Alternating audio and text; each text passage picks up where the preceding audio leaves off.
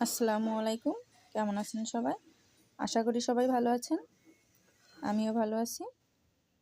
আজকে আমি আপনাদেরকে দেখাবো হঠাৎ পিৎজা খাইতে মন চাইলে কিভাবে সেটা বানিয়ে খাবেন। তার জন্য আমি নিয়ে নিয়েছি দোকান থেকে কেনা পাউরুটি। আমি এখানে কাটা যে পাউরুটির প্যাকেট পাওয়া যায় এগুলা কিনে এনেছি। আপনারা চাইলে গোল পাউরুটি দিয়েও করতে পারেন। গোল পাউরুটি দিয়ে করলে আবার উপর থেকে যে লেয়ারটা থাকে ওটাকে কেটে কিছুটা বাদ দিতে হয়। এখন এর উপরে দিয়ে দিচ্ছি পিৎজা সস। এই পিৎজা সসটাও বাড়িতে তৈরি করে নিয়েছিলাম আমি, আগেই তৈরি করা ছিল। পিৎজা সসটা আমি ভালোভাবে ছড়িয়ে নিচ্ছি।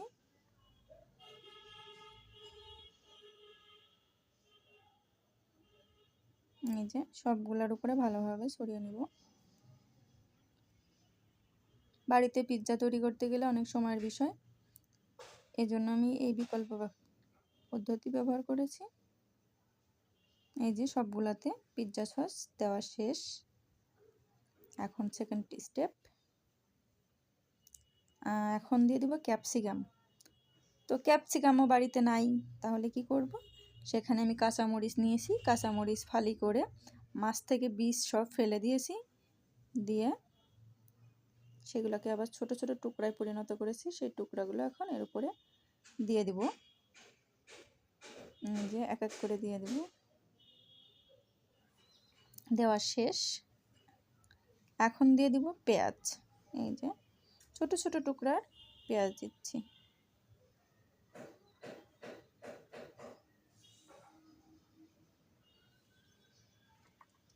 দেখুন এক এক করে পেঁয়াজ দিয়ে দেব সবগুলোর উপরে। যেহেতু পাউরুটির সাইজটা অনেক ছোট, সেজন্য উপাদানও কম পরিমাণে দিয়েছি।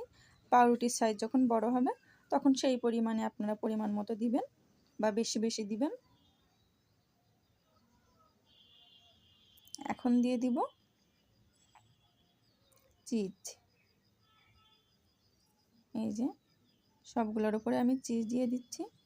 এই চিজটাও আমার বাড়িতেই ছিল, ফ্রিজে রেখে দিয়েছিলাম। চিজের পরিমাণটা আপনারা বাড়িয়ে দিবেন। চিজের পরিমাণটা বাড়িয়ে দিলে খেতে ভালো লাগে বেশি। যে সবগুলোর উপরে আমি ছড়িয়ে দিচ্ছি। সরি, এই যে পড়ে গেছে, উঠে আবার দিয়ে দিব এর উপরে। আমি এখানে খুব বেশিও দেয় নাই, কমও দেয় নাই, তো পরিমাণ মতো দিয়েছি।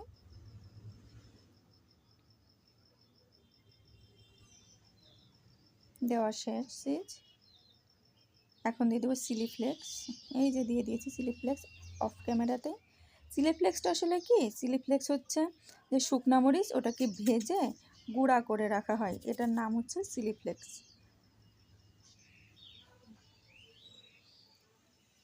এখন পিৎজার যে অরিজিনাল স্বাদটা আনবে সেটা হলো অরিগানো। এই অরিগানোটা মাস্ট দিতে হবে।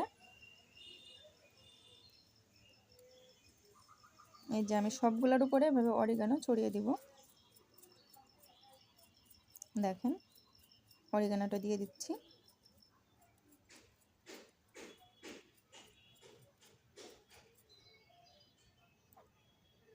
অরিগানো দেওয়া শেষ।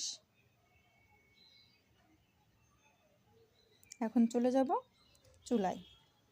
চুলাতে যাওয়ার আগে আমি যে পাত্রটা রেখেছি এই পাত্রটা আপনারা ভালোভাবে তেল ব্রাশ করে নেবেন।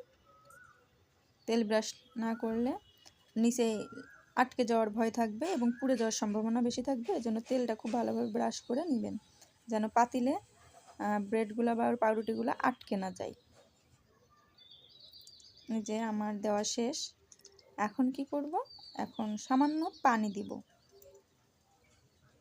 কারণ এখানে পাউরুটিগুলো অলরেডি কুক হওয়া বা রান্না হয়ে যাওয়া। যদি কাঁচা ডো তৈরি করে নিতাম সেইখানে পানি দেওয়ার কোনো প্রয়োজন থাকতো না। এই যে সেজন্য আমি অল্প করে পানি দিয়ে দিয়েছি যেন পুড়ে না যায়। এই পানিটা শুকাইতে শুকাইতে পিৎজাটা রেডি হয়ে যাবে। সময় বেশি লাগবে না, 2 থেকে 3 মিনিট। এই যে 2 থেকে 3 মিনিট মিডিয়াম টু লোতে হিট দিয়ে পিৎজা রেডি।